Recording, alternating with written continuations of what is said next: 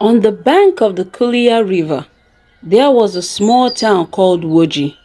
The people of the town were prosperous, peaceful, and happy. Every home in the town was full with varieties of food and valuables, which provided them with comfort. There was always someone to help a neighbor in need. The children in the town had more than enough to amuse and keep them merry. The town had lots of food to eat, as many of them were farmers and fishermen. They also had a king whom they believed was just, caring, and truthful. Little did they know that they would soon see his true colors. The people of Woji lived happily until there was a sudden change which threw everything into turmoil. One night, the town that was so beautiful and calm was invaded by thousands of mice. A swarm of huge mice came out of a creek and entered each house through holes. Before long, there were mice running in the floor of every home in every bedroom in the town. The people were fast asleep when they were interrupted by rustling sounds and unfamiliar touches on their bodies. Quick as lightning, the residents sprang out of their beds and ran out of their bedrooms screaming aloud because of the invasion of the creepy mice. Children were so much terrified as the adults tried to chase the mice out of their homes. But the mice were daring. They were not afraid at all. Instead, they jumped on their chasers. The hunters brought out their traps to catch the mice. Housewives got rat catchers. Cats were released to chase and kill them. Yet they increased the number. In fact, for every mouse killed, 10 mice crept up to replace it. The people of the town were irritated, terrified, and angry and didn't know what to do. Little did they know that their troubles were just beginning. The mice consumed all the food stored up in the barns everywhere. Even the valuables were not left out of consumption. When there was nothing more to eat, the mice started nibbling at the heels of the people. Some people began to move out of town. They packed their bags out of their houses. People grumbled on the streets. Suddenly, there was an uproar on the streets. They all marched to the palace, shouting, "Drive out the mice from our house! Drive out the mice from our house!"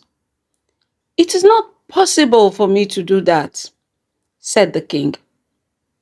"The mice have taken over the palace too. How do you expect me to help you when my palace is also infected?"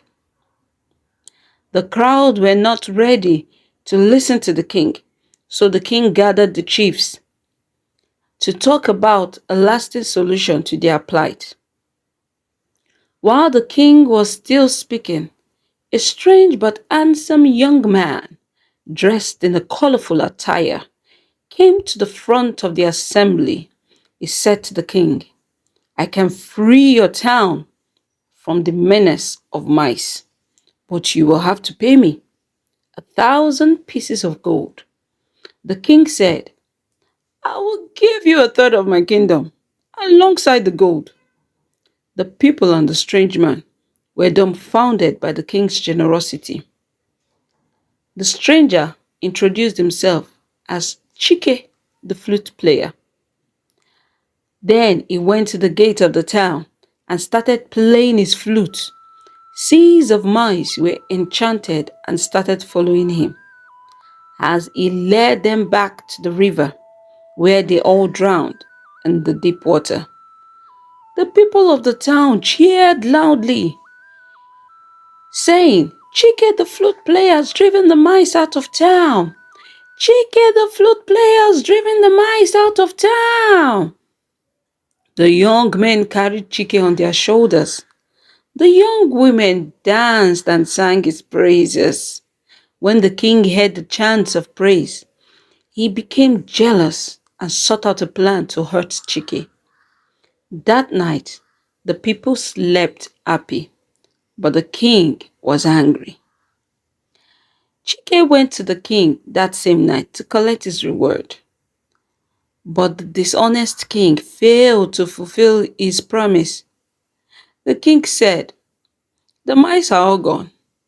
There is nothing more you can do. If I decide to not give you your reward."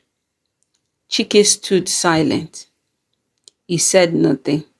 He bowed his head and thanked the king and left the palace. He left playing his flute with so much vigor. That night, Chike's new tune lured the villagers out of their sleep. They packed their bags and followed him beyond the mountains. The entire town followed Chike, except for a lame old man who couldn't keep up the pace.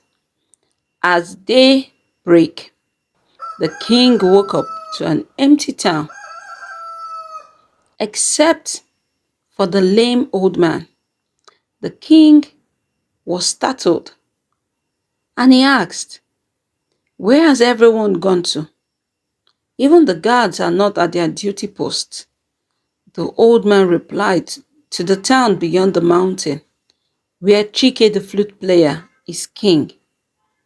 That day, the king learned a very hard lesson: not to be dishonest.